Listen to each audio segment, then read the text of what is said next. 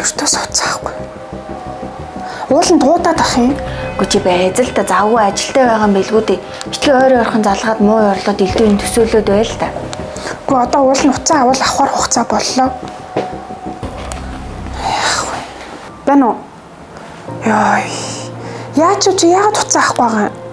Бүр санаа зовоод энд бүр байж сууж чадахгүй л шүү дээ. За. Яа тэгээд нэг зогсож аваад аваад ярьчихгүй ээжчдэр бүр энд байж сууж чадахгүй. Үгүй харин тийм ээ. Тэгэл чамаар чи осол аваар мэдээ гарангуулчихсан. Чамааг л төрүүлж бодоо санаа зовох юм байна шүү дээ. За ашгүй. Хоол ундаа идсэн юм уу? За. Буулгалтаа хийцэн үү тэгээд? За тэгээ наана 8 цагийг унтчаад гараарай.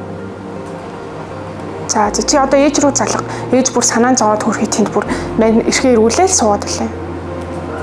За ээж уцаа авчлаа ярьчлаа. Оо ашгүй дээ. Чи сандраад исэн хүн хилээд тахчаагүй яахтай ээж дээ хүн чинь муугийн л төрүүлж чадах юм уу? Одоо тань руу залгана гэсэн. Юу энэ залгаж чинь ээж тааш. Оо за. Бэнэ. Бэн миний хүн. За сайн явж гин үү? За болгоомжтой яваад ирээрэй. Монгол хүн чинь сайн явж ирвүү гэхээс хурдан явж ирвүү гэж асуудаггүй шүү дээ.